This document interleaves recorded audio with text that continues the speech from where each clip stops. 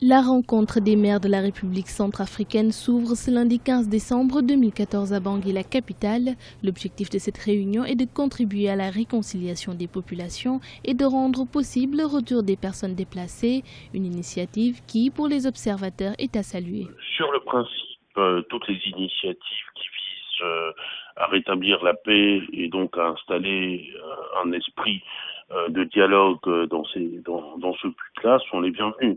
C'est une bonne initiative dans le principe que la réunion des maires centrafricains pour pouvoir discuter, même si il y a le forum qui est en train d'être préparé et qui arrivera vraisemblablement au mois de janvier. Les deux sont complémentaires à mes yeux. Cependant, cette conférence intervient au moment où la situation sécuritaire et politique dans le pays reste confuse. Pour certains analystes, la question de la représentativité de toutes les villes et des composantes de la sphère politique et sociale mérite d'être posée. Les conditions dans lesquelles cette réunion est en train d'être organisée ne peuvent manquer de paraître préoccupants. D'abord, on s'interroge sur le point de savoir si les maires qui seront à Bangui représenteront l'ensemble du territoire centrafricain. Ce n'est pas sûr, c'est même certainement impossible dans les conditions de sécurité actuelles.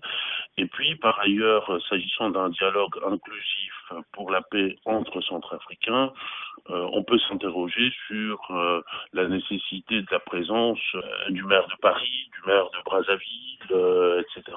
Nous savons que dans la situation actuelle en Centrafrique, il vaut quand même mieux expliquer à minima les objectifs que l'on poursuit et les différentes étapes qui sont censées conduire vers la paix. La rencontre des maires de la Centrafrique se tiendra jusqu'au 17 décembre 2014 à Bangui. Plusieurs maires africains et étrangers doivent y participer, notamment le maire de la capitale congolaise, Brazzaville, Ngoué Londolé, et ceux de la ville de Paris, la capitale française, Anne Hidalgo.